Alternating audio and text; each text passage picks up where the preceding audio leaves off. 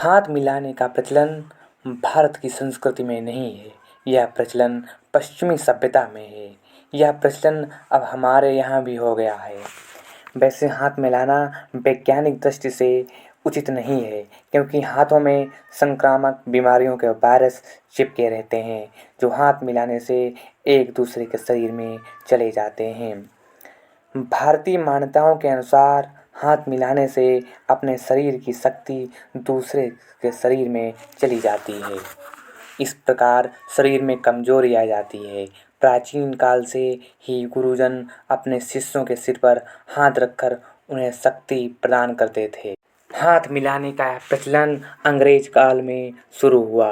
अंग्रेजों ने हमें बहुत तरह के संस्कार दिए और हमें हमारी संस्कृति से दूर कर दिया। हाथ जोड़कर अभिवादन करने के कई फायदे हैं, जबकि हाथ मिलाने के बहुत सारे नुकसान हैं। आज से 200 वर्ष पूर्व इतना संक्रमण नहीं फैलता था, लेकिन आजकल हाथ मिलाने से ही संक्रमण ज़्यादा फैलने लगा है। हमारे यहाँ कभी कोरोना महामारी जैसे हालात में लोगों को बहुत दूर रहने के लिए कहा गया था। हमारे हाथों से खुद का चेहरा भी नहीं छूना चाहिए, क्योंकि दिन भर में हाथों के कई तरह के बैक्टीरिया जमा हो जाते हैं। ऐसे में दूसरों से हाथ मिलाना कितना उचित है, हालांकि यह कोई बड़ा कारण नहीं है। हमारे शरीर के आसपास एक एनर्जी सर्कल है। 80% आँखों से और बाकी की ऊर्जा हमारे हाथ पैरों से निकलती रहती है। यह नकारात्मक और सकारात्मक दोनों ही तरह की होती हैं। हमारे शरीर के आसपास लगभग 3 से 4 फीट की दूरी तक हमारी ऊर्जा का प्रभाव रहता है। अनुमानतः हमारी हाइट जितनी है उतनी ही दूर तक हमारी ऊर्जा का सर्कल है। यह बात वैज्ञानिकों द्वारा प्रमाणित है कि विचार भी हमारे आसपास की चीज़ों को प्रभावित करते हैं।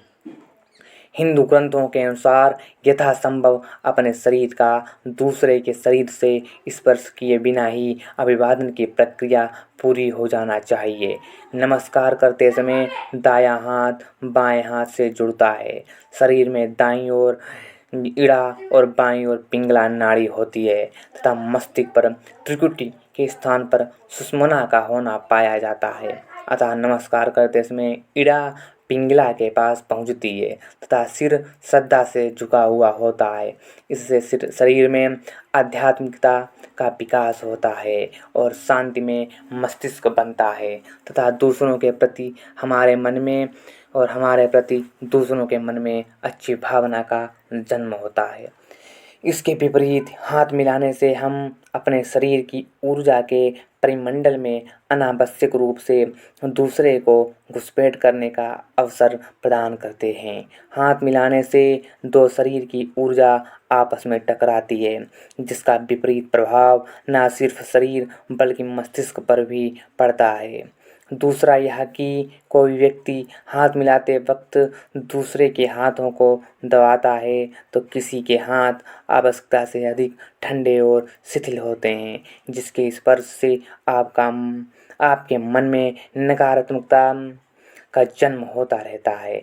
तीसरा यह है कि कुछ लोग ऐसे होते हैं जिनमें दूसरों की ऊर्जा ग्रहण करने की क्षमता होती है।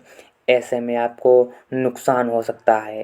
भारतीय समाज में स्त्रियों से हाथ मिलाकर अभिवादन करना तो बिल्कुल ही वर्जित है।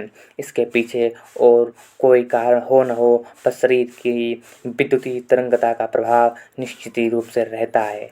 यह उसी तरह है हम दो के तार को एक दूसरे से मिला दे। अतः हाथ मिलाने से जितना हो सके आप बचें।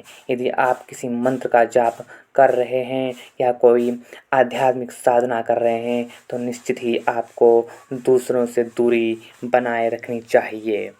अगर हम अपनी प्राचीन कथाओं को पढ़ें तो हम पाएंगे कि जब कोई व्यक्ति हमने अपने घर से कहीं बाहर काम से जाता था, जैसे युद्ध करने या यह अच्छा काम करने इत्यादि, तो वह घर के बड़े बूढ़े बुजुर्गों से छूकर आशीर्वाद लेता था।